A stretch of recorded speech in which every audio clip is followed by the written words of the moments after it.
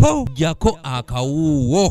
They are an advisory committee era nga bawa amagezi ku nsonga zonna Ethiopia. Minisita omubeezi ow'ensonga z'ebweru w'eggwanga Okello Olyemu asabye bannayuganda okukwata empola enteesaganya eziri wakati wa Uganda ne Rwanda oluvannyuma lw'okubalukawo obutategeeragana wakati w'amawanga gano gombiriri ku ntandikwa y'omwaka oguwedde ng'ono okwogera bino asinzidde mu nsisinkano gy'abaddemu n'ababaka abatuula akakiiko ka paalamenti ak'ensonga z'ebweru w'eggwanga.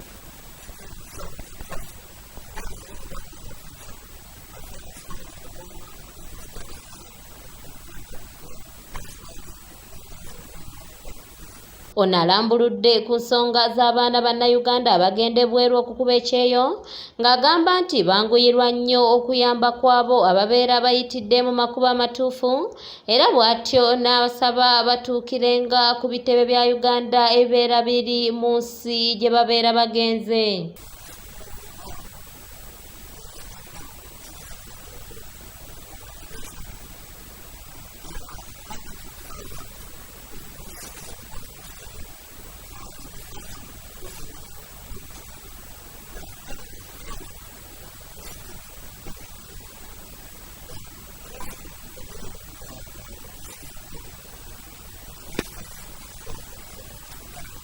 Ate ye ssentebe w'akakiiko kano Hudu Katuramu Kiribedda ng'ono akiikirira abantu abaliko obulemu mu bugwanjuba bwa Uganda ategeeza nti ensonga za Uganda ne Rwanda kati ezikulungudde ekyenkana omwaka mulamba nti zikwatiddwako mu ngeri ya kisajja kikulu era n'asaba bannayuganda obutaddamu kubaako kye boogera ku nsonga eno ekintu ekiyinza okuzuukiza embeera erabika ng'eriko weetuusiddwa.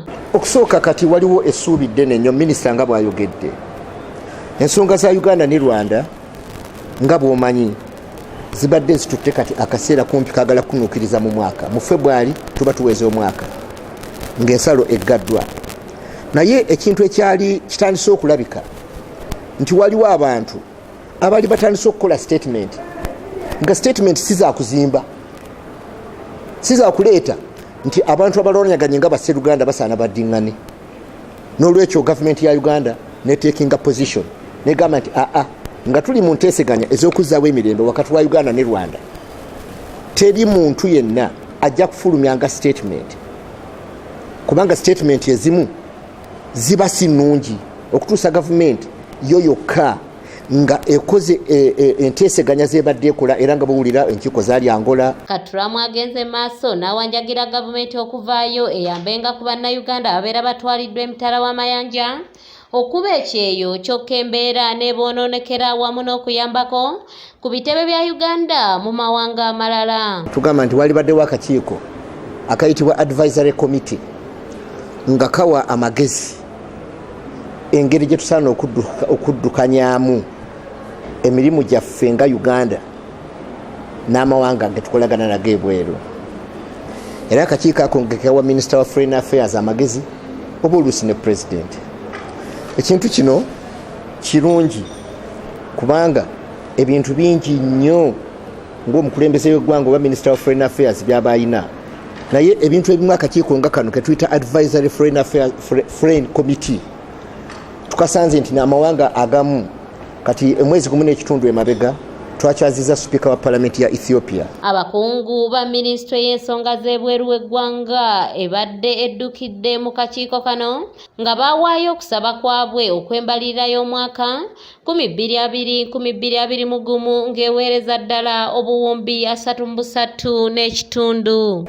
So ekyo nze ndowooza nti kintu kirungi era kisobola okutuyamba okukwatirako okwongera enfuga ennungi mu ggwanga akakiiko kasobola okukola omunene. Shafiru Mwesige yakusakidde eggulire lino ku lwa ABS Television.